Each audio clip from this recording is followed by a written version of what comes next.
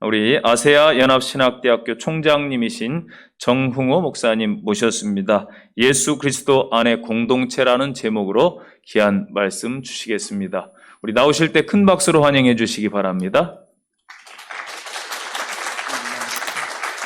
감사합니다. 나는 3부 예배라고 그래서 그냥 예배 드리는 중에 3부 예배가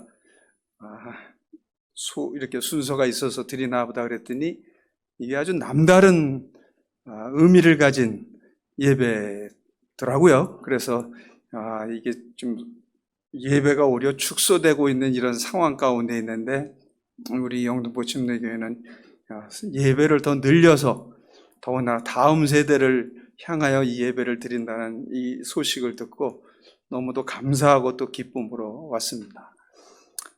제가 작년 이맘때는 서부 아프리카에 있었어요.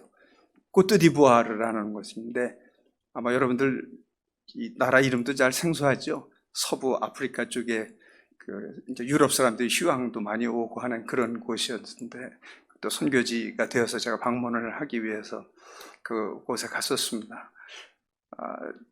한국 비행기를 타고 파리를 거쳐서 또 들어가는 곳인데, 한국 비행기 탔을 때 그때만 해도 다 마스크를 썼습니다. 비행기 안에서 마스크를 쓰고, 파리에 딱 내리니까 마스크를 쓴 사람이 한 명도 없어요.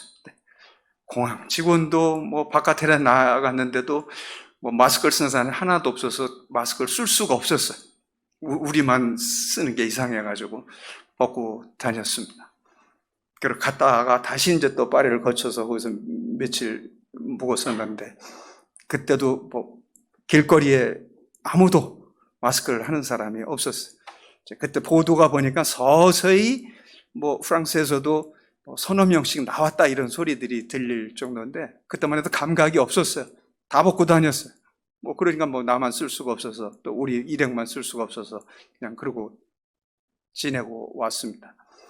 그리고 오자마자 또 제가 태국의 치앙마이를 들리는 일정이 잡혀 있어가지고 그때 막 망설여졌죠.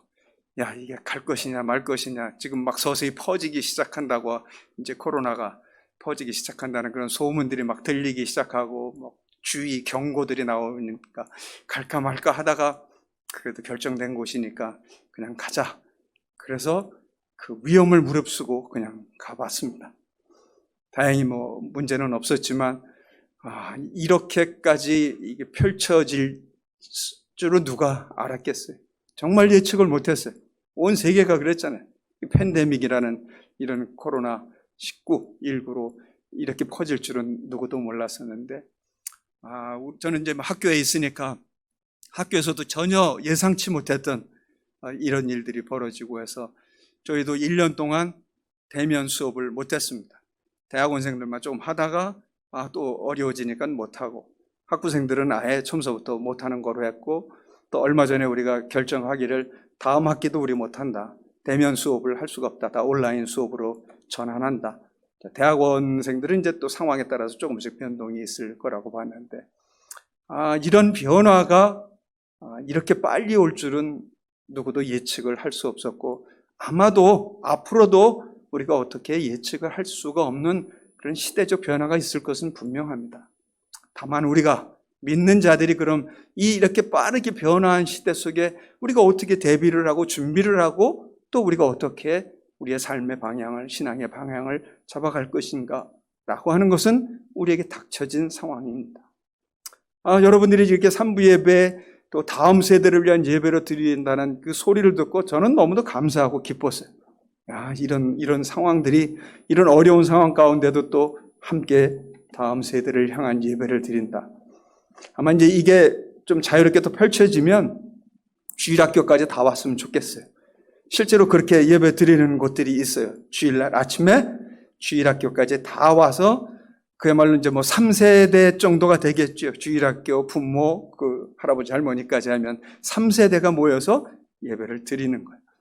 드리고 순서만 딱 드리고, 그 다음에 이제 흩어져서 또 각자 부서대로 드릴 겁니다. 이렇게 대면으로 예배드린다는 게 얼마나 감사하고 기쁜 것인지요. 아무리 화상으로 우리가 드린다 해도 이 화상들이 이 화상으로 드려봐도 이거는 우리가 만족함을 느낄 수가 없을 거예요. 결국은 우리가 이렇게 같이 함께 모여서 예배 드린다는 이 자체만으로도 우리가 예수 믿는 자들의 어떤 특권이며 감사며 기쁨일 거예요. 오늘 이 말씀이 그렇게 우리를 가르쳐주고 있어요. 우리가 읽었던 이 말씀 속에 주여 오시옵소서, 우리 주여 오시옵소서, 또 요한계시록 우리가 끝에 보면 아멘 주여 오시옵소서 라고 이 외침 단어 문장 하나가 얼마나 우리에게 신앙의 큰 중심점이 되는지를 알려주고 있는 말씀이라고 봐야 됩니다. 이게 원어에는 우리가 읽었던 이 지금 고린도전서 16장의 이 말씀에는 마라나타 이렇게 되어 있어요. 여러분들이 찬양곡이라든가 어떤 신앙에 관련된 책의 제목 가운데 이런 게 들어가 있는 것을 본 적이 있으실 거예요. 마라나타, 마라나, 주여 하시는, 오시옵소서, 타, 주여 이렇게 된 단어예요. 이것은 예수님이 사셨을 때에 사용되었던 회화죠. 우리가 이렇게 대화를 나눌 때 쓰는 것처럼 아람어라고 되어 있는데 독특한 언어일 경우에 이 성경에서는 그렇게 표현하는 곳들이 있어요. 예를 들면 아멘이라든가 할렐루야 이런 건 우리가 번역 없이 그대로 쓰고 있는데 이 단어에도 우리가 상식적으로 아시다시피 이 신약 성경은 고대 그리스어인 헬라어로 되어 있다고 우리가 알고 있잖아요. 이런 독특한 언어들은 그냥 아람어로 예수님이 당시에 사용하셨던 회화체인 그대로 쓰인 거예요. 이게 원어에는 마라나타 이렇게 되어 있어요. 이게 얼마나 우리 초대교회 신앙인들에게 중요한 말씀인지를 한번 우리가 짚어볼 필요가 있어요. 그래서 이 마라나타, 이 단어에만 우리가 의미를 두어봐도 주님께서 임하셨다. 몇 가지 해석을 보면 우리가 그렇게 주님께서 임하셨다, 이미 임재하심을 나타내주는 말씀이기도 하고요. 또 하나는 주님께서 오신다. 어떻게 보면 종말론적인 그런 그 의미를 담고 주님을 기다리는 것. 아직은 또 하나의 의미는 주님 오시옵소서, 우리의 간절함과 우리의 기도와 기원을 담아놓은 이 단어이기도 합니다. 그래서 이 마라나타라고 하는 이 단어가 초대교회에 있어서는 매우 중요한 신앙 고백이었어요.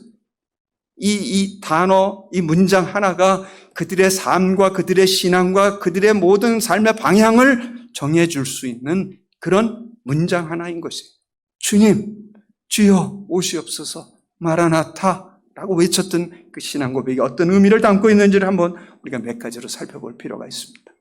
첫째로는 예수를, 그 당시 때 예수님을 주로 고백하는 신앙인 거예요. 고백, confession이죠. 그래서 우리가 그분을 당신이 나의 주인이십니다. 당신이 나의 모든 삶을 주관하시는 주인이십니다. 주인과 종의 관계를 선포하는 단어이며 문장인 것이에요. 노예 제도를 한번 생각해 보십시다.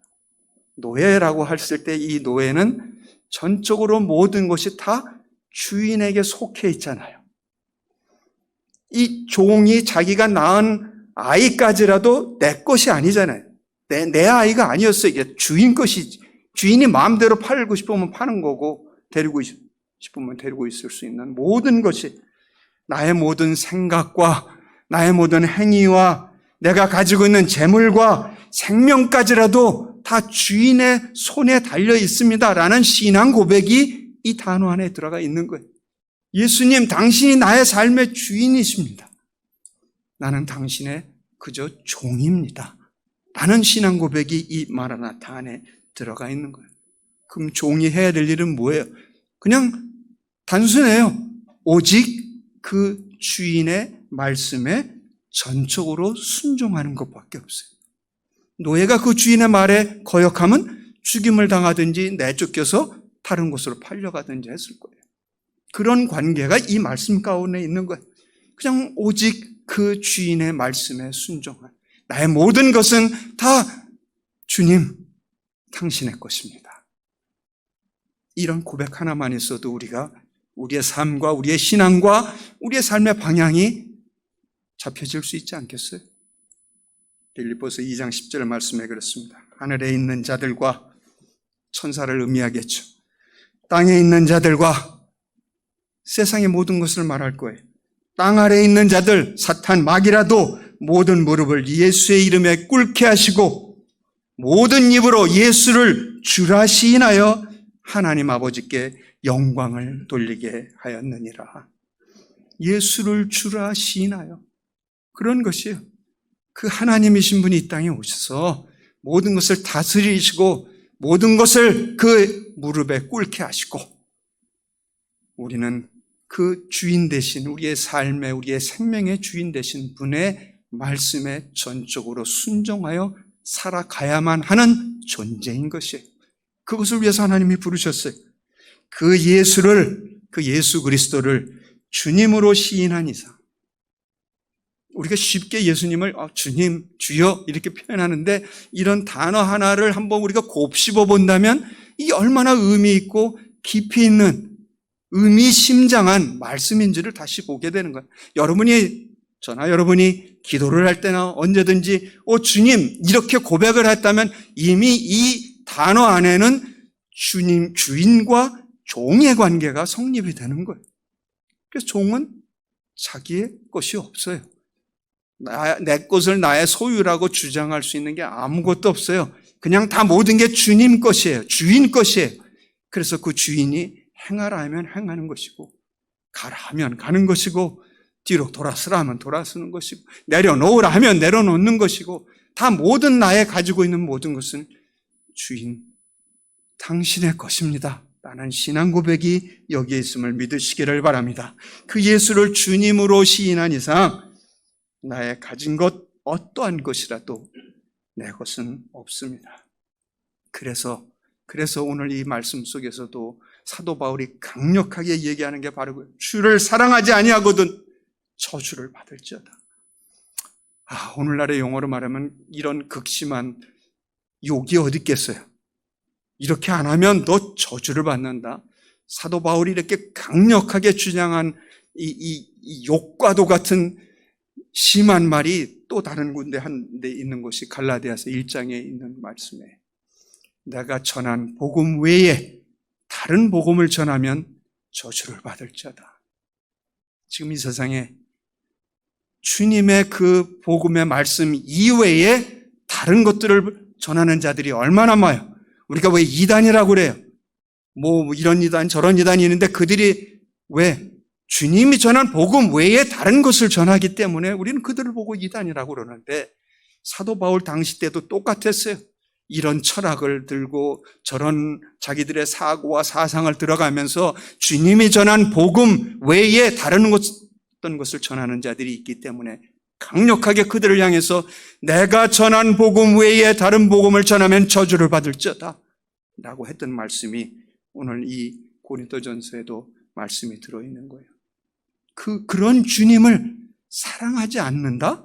사랑하지 않으면 너는 결국은 저주를 받을 수밖에 없다라고 하는 강력한 말씀을 주시고 있습니다.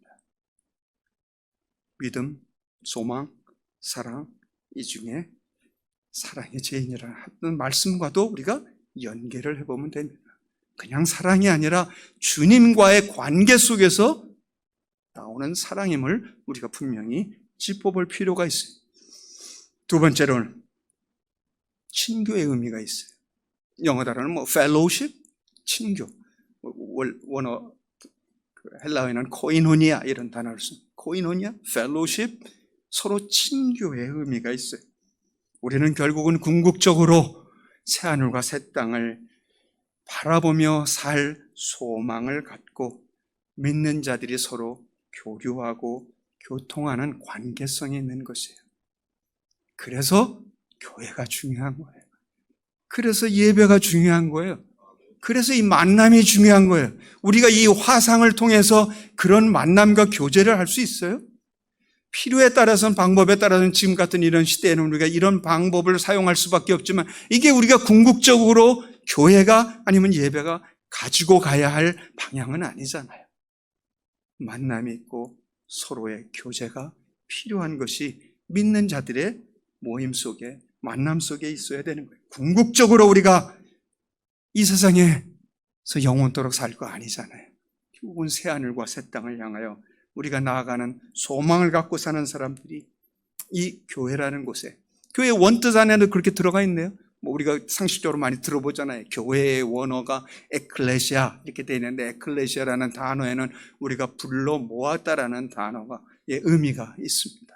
그래요. 그냥 흩어져서 마음대로 그냥 자기가 하고 싶은 대로 하는 것이 아니라, 믿는 자들은 결국은 교회라고 하는 것, 이건 뭐 유형적인 교회일 수도 있고 무형의 교회도 다 포함을 할 수가 있는데, 이렇게 모여서 함께 교제하는 가운데 우리의 의미를 더 교류할 수 있고 믿는 자들의 삶이 더 풍요로워졌음을 보여주는 말이에요. 그래서 예수님이 마태복음 18장 20절에도 그랬잖아요. 두세 사람이 내 이름으로 모인 곳에는 나도 함께하리라. 그래요. 이곳에서 함께하는 주님의 임재, 아까 마라나타 그 단어 안에 주께서 임하셨다, 임재의 뜻도 있다고 그랬잖아요. 그래요. 우리가 모여서 이렇게 예배드리고 함께하는 이곳에 주님이 함께 계신 줄로 믿습니다. 그래요. 주님이 임하셨다. 우리와 함께 하시는 그 주님 약속해 주셨잖아요. 그래서 예배가 귀중한 교제의 의미를 내포하고 있는 거예요. 이 현재 속에서 바로 하나님을 체험하는 것이죠. 예배는 하나님께 드리는 것이잖아요. 바로 그 하나님을 우리가 예배 가운데 체험하고 만나는 것이에요. 오늘 찬양했잖아요. 기도했잖아요. 이 말씀 가운데 말씀으로, 기도로, 찬양으로 우리는 하나님을 만나는 체험을 하게 되는 것이에요. 그래서 이 예배가 귀중함을 보여주는 것이죠. 믿는 자들이, 그래 우리가 구원의 과거 이렇게 표현합시다. 믿었어요. 예수 그리스도를 통해서 우리가 하나님의 자녀가 되는 그 과거라고, 구원의 과거라고 하는 사실이 있고, 그리고 우리가 함께 모여 예배드리며 그 하나님을 기뻐 찬양하는 현재 이 구원의 기쁨이 있는 것이고, 그리고 앞으로 우리가 완성된 구원을 받게 되는 그 소망을 가지고 미래적 의미도 담겨 있는 것이에요. 우리가 지금 구원받은 자들만 완성된 구원은 아니잖아요. 우리가 가야 할 곳이 있어요. 우리의 본향이 있어요. 그래서 그 완성된 구원을 향해 우리가 여기서 함께 이렇게 교제하며 나누는 것이에요. 주님이 어떻게 우리를 인도해 가시고, 주님이 어떻게 우리 삶 가운데 역사해 가시고, 주님이 이 주님의 교회를 통해서 어떻게 역사하실 것인가를 우리가 기대하고 나누고 함께하는 우리의 모습이 교회 안에 있고, 이 교회 공동체 안에 있음을 믿으시기를 바랍니다. 그래서 하나님의 백성들이 각자의 은사를 가지고 있잖아요. 하나님이 주셨잖아요. 누구는 교사로, 누구는 찬양으로, 누구는 섬김으로, 봉사로, 청소로, 밥해 주는 거로, 주차장 안내로, 각자에게 주어진 그 은사를 통해서 합력해서 하나님의 선을 이루어가는 것입니다. 예수님 당시에 바리새인 서기관들이 왜 이렇게 질책을 받았나요? 의롭다고 따지면 우리보다 훨씬 더, 아니 저의 모습을 봐도 나보다 훨씬 더 그 사람들이 의롭다고 칭함을 받을 만했을 거예요. 율법을 철저히 지켰잖아요. 일주일에 2번씩 금식하고, 그들이 남도 돕는다고 돕기도 하고 하지만, 그들은 율법에 따른 그냥 법을 지킨 것이지 그 마음 가운데 사랑의 교제라든가 하나님의 자녀된, 하나님의 백성된 교류가 없었음을 보게 됩니다. 그래서 엄청나게 욕먹었잖아요. 이 회칠한 무덤 같으니, 이 독사의 자식들아 라고 강력하게 그들을 질책했던 것은 그들의 행위가 잘못돼서가 아니라 그 내면의 마음의 신앙에 깊숙이 그리스도인으로서, 아니면 하나님의 백성으로서 서로 교제를 나누고 사랑의 교류가 없었음을 보게 되는 거예요. 안타깝게도 우리가 요즘 가나안 신자라고 하는 용어들을 사용하고 있습니다. 얼마 전인가 SBS 보니까 그 용어를 또 소개를 하고 있더라고. 요즘 가나안 신자들이라고 나오면서 뒤집으면 안 나가, 교회 안 나가 신자들이 있다고 얘기를 하더라고요. 지금 상황이 그래요. 뭐 어쩔 수 없어요. 그러나 그 내면에는 가난한 신자가 아니라 가능하면 우리가 모이기를 피하는 어떤 자들의 습관처럼 하지 말고 가능하면 우리가 모여서 서로의 가진 바 은사를 나누고 교류하고 교제하는 가운데 하나님의 역사를 우리가 체험할 수 있을 것입니다. 교제가 없으면 내가 볼 땐 그거는 영적으로 고립될 수밖에 없어요. 영적인 고독을 가져올 수밖에 없고 영적인 방황으로 갈 수밖에 없어요. 유명한 오페라의 제목 가운데 사랑의 묘약이라는 게 있죠. 나는 그걸 사랑의 샘물 이렇게도 바꿔볼 수 있어요. 그래, 사랑은 나눌수록 더 풍성해지는 거고 사랑은 함께 할수록 더 풍요로워지는 게 사랑인 것이에요. 교제가 이루어지고 마치 샘물 같아서 퍼내도 또 자꾸 안 퍼내면 그 물은 고이게 돼 있고 썩게 돼 있잖아요. 근데 이 사랑의 샘물은 자꾸 퍼내서 나누면 나눌수록 더 신선한 물이 솟아오르고 그것을 다른 사람들에게 더 나눌 수 있고 이게 바로 예수 믿는 자들의 매력인 거예요. 예수 믿는 자들의 아무래도 멋진 삶 이렇게 표현할 수 있을 거예요. 그렇죠? 사랑의 묘약처럼 사랑의 샘물처럼 자기 스스로 법을 지켰느니 안 지켰느니 규율을 지켰느니 안 지켰느니 가지고 그것을 의의 척도와 기준으로 삼는 게 아니라 그 마음의 진정으로 네가 그분을 너의 삶의 주인으로 모시고 그분이 나에게 주었던 그 사랑을 조금이라도 깨닫는다면 그분의 사랑을 나의 삶 가운데 적용해 본다면 우리가 못 나눌 게 뭐 있어요. 그리고 그것을 위해서 하나님이 우리에게 각자에게 은사를 주셨고요. 그 은사를 잘 활용하면 나의 영적인 삶도 풍요로울 뿐만 아니라 그 영적인 삶을 다른 주변에도 다른 사람에게도 나눌 수 있는 자리로 나아갈 줄로 믿습니다. 초대교회 성도들이 우리가 지금 이렇게 받는 핍박과 고난과 견줄 수 있을까요? 여러분들이 한번 성지순례라는 타이틀로 이렇게 다녀보시기도 했잖아요. 그런 곳에 가면은 아니면 우리가 역사적인 기록을 보면 이런 상황 가운데 내가 믿음을 지킬 수 있었을까? 원형 경기장에 나는 그 다큐멘터리를 보면서 아니면 그런 기록을 보면서 내가 저 위치에서 내가 담대하게 예수 믿어. 예수 믿고 담대하게 다른 사람에게 전할 수 있었을까? 지금 저 원형의 굶주린 사자와 짐승떼가 드글거리고 너 예수 안 믿겠다 그러면 살려줄 것인데 너 예수 믿겠다 그러면 저기다 다 쳐놓는다? 그것도 어린아이처럼 어린아이들까지 내 자녀들까지 거기다가 집어쳐놓는다고 했을 때 담대하게 외칠 수 있을까? 그러나 내 자신에게 한번 되돌려 봅니다. 그런 담대한 믿음이 있을까?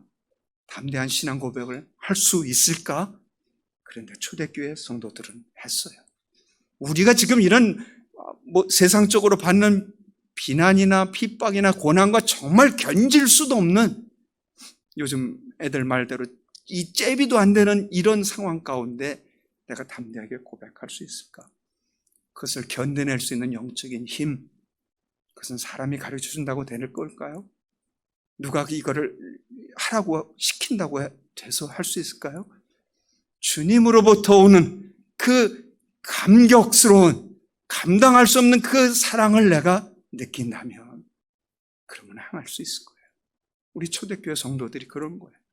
그 세상적으로 환경적으로 조건적으로 보면 그렇게 담대한 고백이 있을 수가 없는데 그들이 그렇게 행할 수 있었던 것은 바로 그 주님의 사랑이 엄청나기 때문에 그리고 그 사랑을 함께 나눌 수 있기 때문에 같이 손붙잡고 그 원형 경기장에 들어가서 짐승의 밥이 될 수도 있었던 것이 그게 우리 믿는 자들에게 필요합니다. 필요한 게 아니라 이거는 필수 조건이에요. 필요 충분 조건이에요.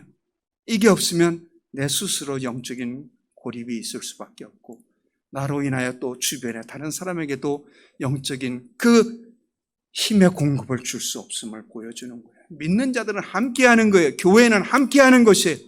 함께 모여서 함께 그 사랑을 나누고 그 하나님의 역사하심을 함께 나눌 수 있는 영적인 힘이 그런 공동체로부터 나온다는 사실을 믿으시기를 바랍니다. 세 번째로 예수의 주권을 선포하는 공동체예요. 그냥 나 혼자만 잘 믿고 나 혼자만 끝나는 것이 아니라 죄로 인해서 죄 때문에 내가 사탄의 그 손아귀에 잡혀있던 내가 담대하게 외치고 회개하고 예수의 주권의 지배 아래 놓이게 되는 신앙 고백이 바로 마라나타 신앙 고백 안에 들어있는 거예요. 예수님이 공생애를 시작하면서 뭐라고 했었어요? 회개하라! 천국이 가까웠느니라. 그래요. 하나님의 나라를 경험하고 싶어요? 하나님의 나라를 체험하고 싶어요? 예수님이 누군지 경험하고 싶어요? 그 하나님께 더 가까이 가고 싶어요? 그러면 회개하라. 회개하라. 그러면 앞으로 더 나아갈 수 있는 바로 그 길을 우리에게 보여주신 것이에요. 그래서 내가 사탄의 지배 아래, 사탄의 권세 아래 놓여있던 내가 담대하게 죄의 사슬을 끊고 예수님에게로, 그 하나님에게로 그 지배 아래 내가 놓이게 된다면 우리는 세상에 줄 수 없는 평화를 누릴 것입니다. 세상에 알지도 못하는 기쁨을 누릴 것입니다. 내가 세상에 그 사탄의 사슬로부터 끊어지고 주님의 지배 아래, 우리가 고백했던 당신은 나의 주인이십니다. 당신이 나의 주님이십니다. 라고 그 고백한 그 지배, 달콤한 지배 아래 놓이게 될 것입니다. 영어 그 찬양곡 가운데 내가 아주 의미 있게 깊이 있게 들었던 단어 하나가 있어요. 그 sweet surrender라는 단어가요. surrender는 굴복, 복종이에요. 그러니까 세상 사람들은 굴복하고 복종하면 다 짓눌림을 받고 다 형편없는 삶 가운데 살 수 있는 것처럼 들리는데 그 앞에 단어에 sweet라는 단어가 있어요. 달콤함? 그래요. 예수님께 복종하고 예수님께 순종하는 것은 바로 그 달콤함이 있어요. 그것은 세상에 줄 수 없어요. 내가 말하는 거 아니잖아요. 예수님이 그렇게 제자들에게 그랬죠. 내가 주는 평화는 세상이 줄 수도 없고 내가 주는 기쁨은 세상이 알 수 없단다. 그런데 그 예수님 앞에 내가 순종하고 굴복하고 복종하면 그러면 세상이 알 수 없는, 세상이 줄 수도 없는 그 평화와 기쁨이 있단다. 그래서 그것을 경험한 사람들은 바로 담대하게 선포하는 거예요. 당신만이, 주님만이, 예수님만이 만왕의 왕이십니다. 그렇게 고백할 수 있어요. 그리고 선포하고 우리는 찬양할 수 있어요. 예수님 당신만이 만유의 주이십니다. 당신만이 주인이십니다. 그래서 나는 그 안에 당신께 순종하고 굴복하고 복종해서 세상에 줄 수 없고 알 수도 없는 그 평화와 기쁨을 누릴 수 있습니다. 그런 사실을 고백하고 선포하는 거예요. 여러분만이 가만히 간직하고 있는 게 아니에요. 죽은 자를 살리시고 없는 것을 있는 것처럼 부르시고 그분 스스로가 죽은 자 가운데서 살아나셔서 만인의 구주가 되셨습니다.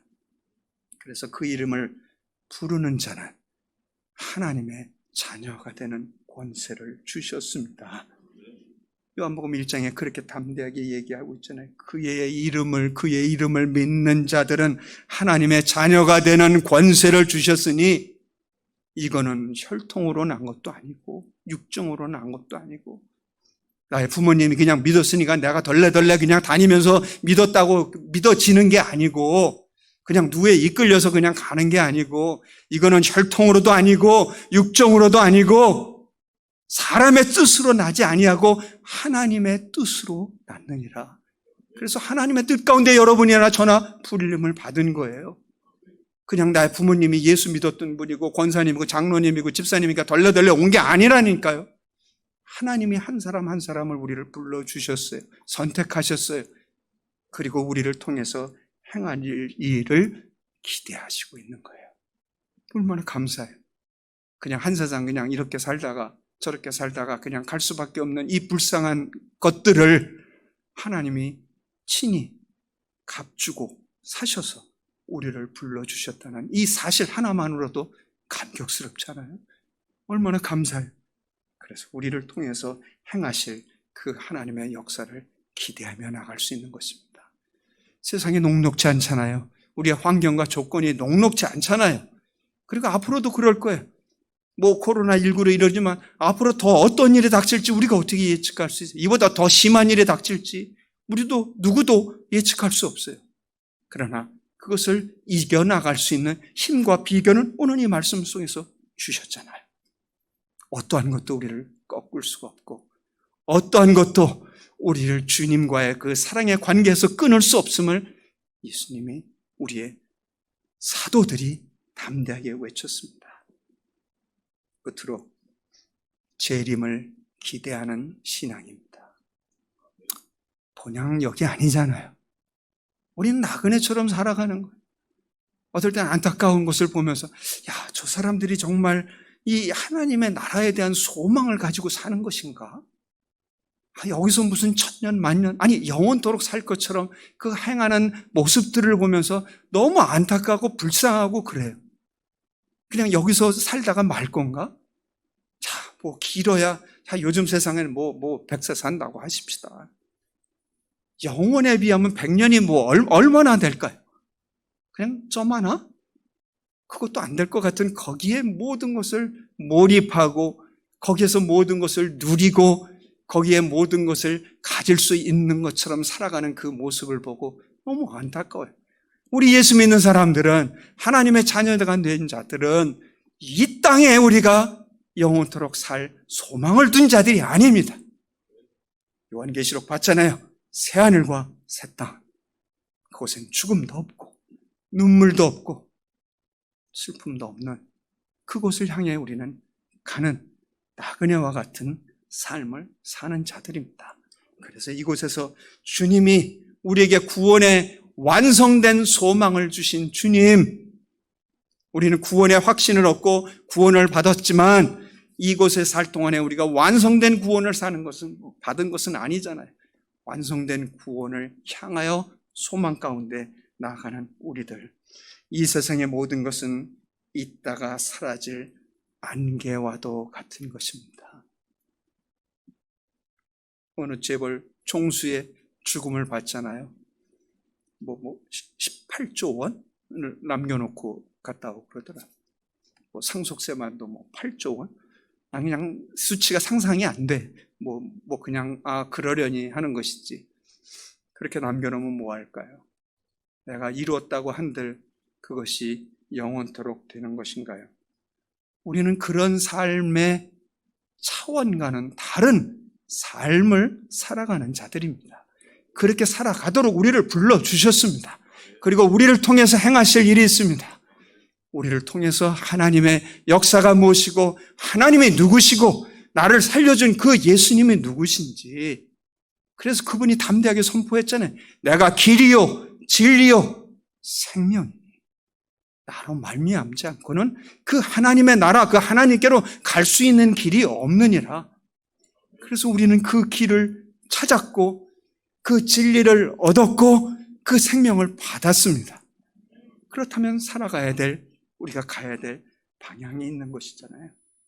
그 어떠한 것도 절대적인 가치를 줄 수 없습니다.